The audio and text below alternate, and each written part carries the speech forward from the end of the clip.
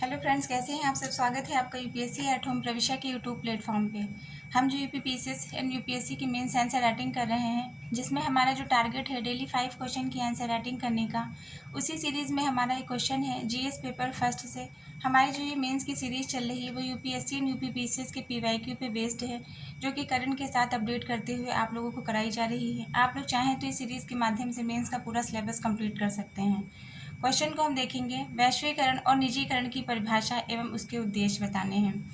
क्या क्या पूछा गया है। वैश्वीकरण और निजीकरण के बारे में हमें सबसे पहले डेफिनेशन उसकी देनी है। उसके बाद में हमको उसके जो है क्या उसके उद्देश्य हैं उसके बारे में हमें बताना है। तो सबसे पहले हम देखेंगे कि वैश्वीकरण क्या होता है।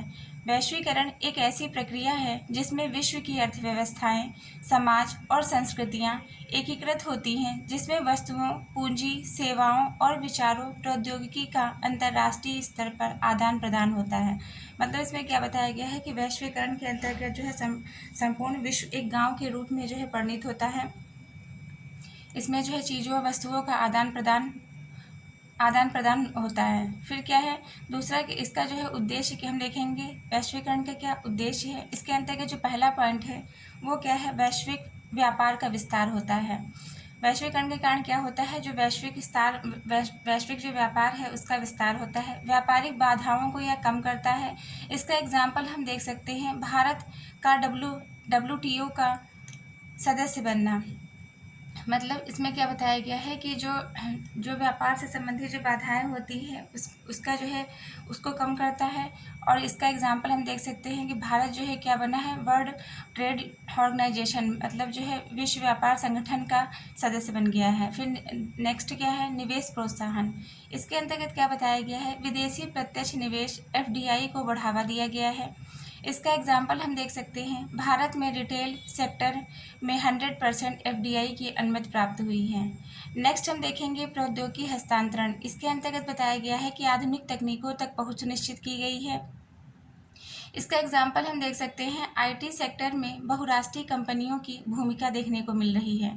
फिर क्या है, मानव संसाधन का विकास। इसके अंतर्गत बताया गया है कि अंतर्राष्ट्रीय शिक्षा और कौशल का विकास होता है इसके माध्यम से।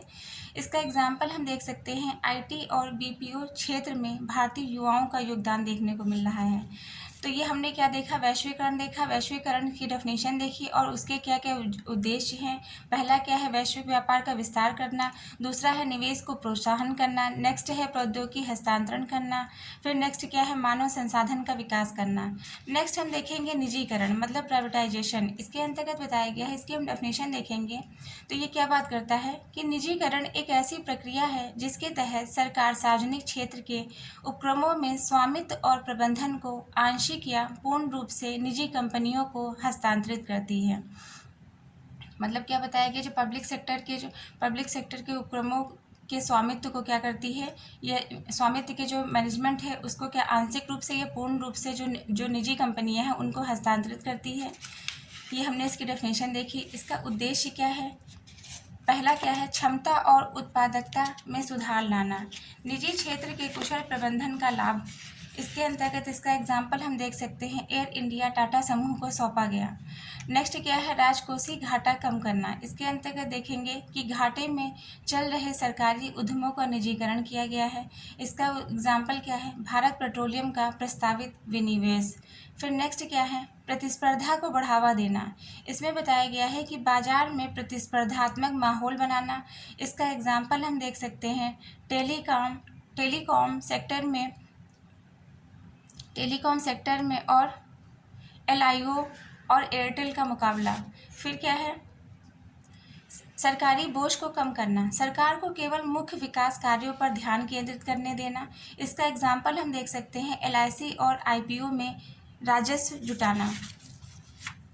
नेक्स्ट हम क्या देखेंगे कि वैश्वीकरण, हमने पहले वैश्वीकरण और निजीकरण की डेफिनेशन देखी, फिर उसके ऑब्जेक्टिव देखे। अब हम देखेंगे कि वैश्वीकरण और निजीकरण का आपसी संबंध क्या है। ये क्वेश्चन आपके प्री के पॉइंट ऑफ व्यू से भी काफ़ी इंपॉर्टेंट है कि वैश्वीकरण के उद्देश्य भी पूछे जा सकते हैं और निजीकरण के भी उद्देश्य को पूछा जा सकता है कि इनके क्या उद्देश्य हैं, कौन सा इसका उद्देश्य नहीं है। फिर नेक्स्ट क्या है, वैश्वीकरण और निजीकरण के बीच आपसी संबंध क्या है। जब हम अंतर की बात करेंगे तो हम संबंधों की बात जरूर करेंगे। तो हम देखेंगे कि इन दोनों के बीच में क्या आपसी संबंध है। वैश्वीकरण और निजीकरण एक दूसरे को प्रोत्साहित करते हैं। दूसरा क्या है, वैश्वीकरण से निवेश और व्यापार के लिए बाजार का विस्तार होता है। नेक्स्ट क्या है, निजीकरण आर्थिक सुधारों को तेज करता है जिससे वैश्विक निवेशकों का आकर्षण बढ़ता है। इसका एग्जाम्पल देख सकते हैं 1991 के उदारीकरण, निजीकरण और वैश्वीकरण सुधार के माध्यम से। तो हमने इसके संबंध को देख लिया। अब हम इसका निष्कर्ष देखेंगे कि वैश्वीकरण और निजीकरण दोनों ने भारतीय अर्थव्यवस्था और समाज में गहरा परिवर्तन किया है। जहां वैश्वीकरण ने वैश्विक स्तर पर प्रतिस्पर्धा और निवेश को बढ़ावा दिया है, वहीं निजीकरण ने सरकारी संसाधनों को कुशलतापूर्वक उपयोग करने का मार्ग प्रशस्त किया है। तो ये हमारा क्वेश्चन कंप्लीट होता है जो कि हमने लिया था जीएस पेपर फर्स्ट से। आप लोगों को हमारी जो ये मेंस की सीरीज़ चल रही कैसी लग रही है हमारे कमेंट सेक्शन में ज़रूर बताइए। तो ऐसे ही पढ़ते रहिए, लाइफ में आगे बढ़ते रहिए, यूपीएससी एट होम प्रविशा के साथ में मेंस आंसर राइटिंग करते रहिए। Thank you.